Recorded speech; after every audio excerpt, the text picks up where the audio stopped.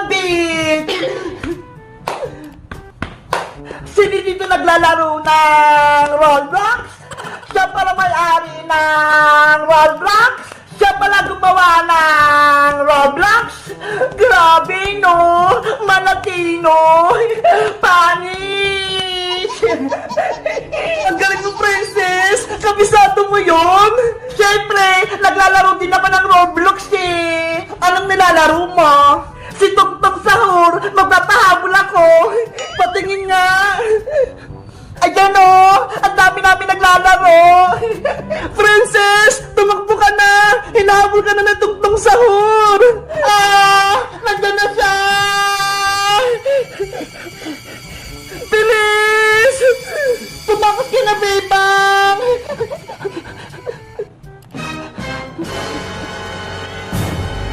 Ay! Talo ako! Nahuli ako ni Tugtog Sahur! Hindi ka naman pala marunong yan eh! Iska! Princess! Tama na yan! Tapusin nyo na yung assignment nyo! Wait lang naman, Bebang! Naglalaro pa ako ng Roblox! Bala ka nga, Princess! Hindi ka na naman makakagawa ng assignment mo! Ako bahala, Bebang! Mabilis lang yung assignment natin! Nandiyan ako, Bebang! Gagawa na rin ako ng assignment ko! Ano ba yung sasagutan natin, Bebang? Yung sa Science Iska, activity number 2. Okay, gagawa din ako.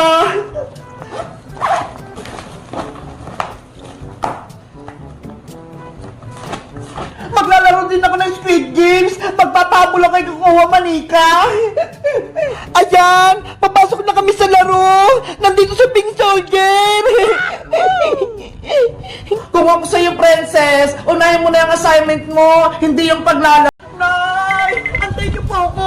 Gusto ko rin sumama sa palengke! Wag na, princess! Nagmamadali ako! Sige na po, Nay! Isama niyo na ako! Please! Hay nako! Magpapabili ka lang sa akin ng pagkain eh! Kukulutin mo lang ako! Hindi naman po eh! Gusto ko lang pumunta ng palengke para mamasyal! Ah sige! Gusto mo talaga pumunta ng palengke? Ikaw na lang pumunta mag-isa doon! Bumili ka ng isang buko para gamit yung buko salad sa Pasko. Ano ba yan si nanay? Inutusan pa ako. Diba? Gusto mong pumunta ng palengke? O ito pera, bumili ka ng buko. Ano ba yan? 50 pesos lang. Walang sukli. Bilisan mong bumili. Antayin kita sa bahay. Opo. Si nanay naman eh. Gusto ko lang naman sumama sa palengke. Pero ako pa yung natusan bumili ng buko. Bumili na kayo ng buko. Matamis to. Gawin yung buko salad sa Pasko. Ay si Bebang, nagtitinda ng buko. Sa kanya na lang ako bibili. Bebang! Princess, saan ka pupunta? Pinabibili ako ng buko ni nanay sa palengke. Mabuti na lang nakita kita.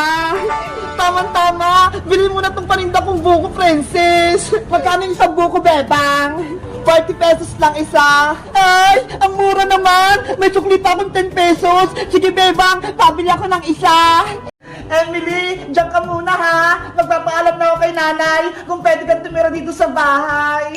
Sana po, papayag si Aling Chitang at si Pepang. Huwag kang mag-alala, panigurado, papayag yun si nanay. Salamat, Ate Pepang. Tinutulungan mo ako laki. Ang pait-pait mo talaga.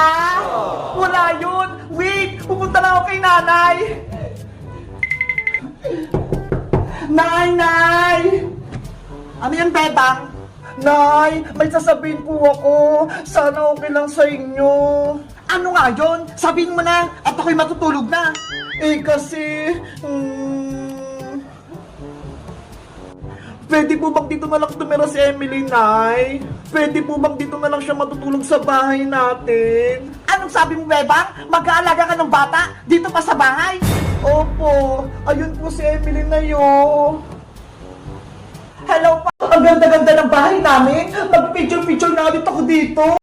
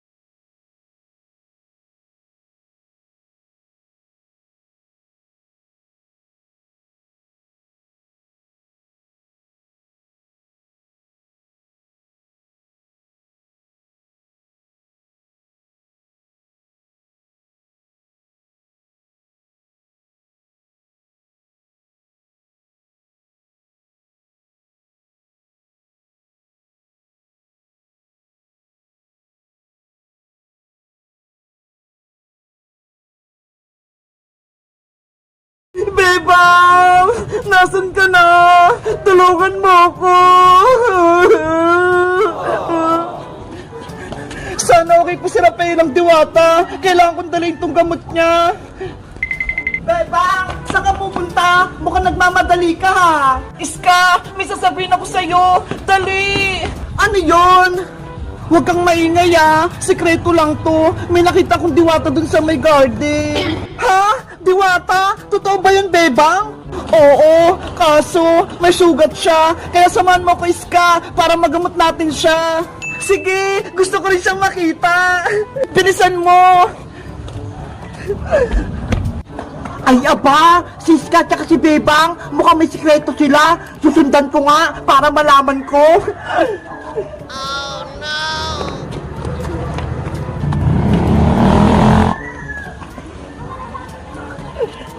Bebang! Nangina na ako! Wala na akong lakas! Tulungan mo ko! Rafaela! Nandito na ako! Okay ka lang ba? Masakit yung katawan ko, Bebang! Dahil sa sugat ko!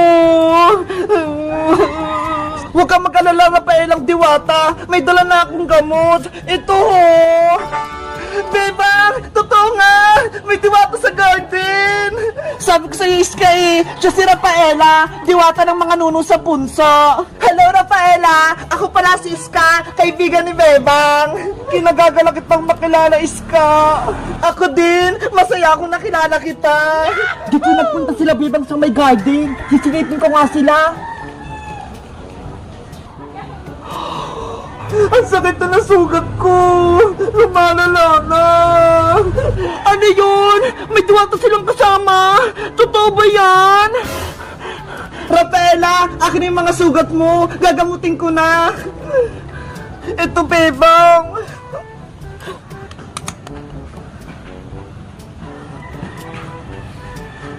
Aray ko! Ang hapde! Anong nilalagay mo, Bebang? Bakit talong sumasakit? Huwag kang matakot. Alkohol lang to ho. Mabilis tong magpalunas sa mga sugat. Ibang paraan yung paggagamot sa inyo, Bebang. Sa amin, magic dash lang. Siyempre, may mga magic kayo eh. Kaming mga tao, wala. Kaya gamot yung gamot namin. Relax ka lang, Rafaela. Gagaling din yung sugat mo. Magtiwala ka lang kay Bebang. Ang bait nyo palang mga tao. Akala ko, ang sasama-sama nyo. Buti na lang nakita ko ni Bebang. Tinulungan niya ako. Ang turo kasi sa akin ni nanay, kaaway man o kaibigan, tutulungan kapag may nangangailangan. Kunyari lang naman yun si Bebang eh. Ako nga, kaaway niya eh. Pinakain niya ng Graham na may kalamansi. Last na to, Rafaela. Didiktan ko lang ng Band-Aid yan sugat mo.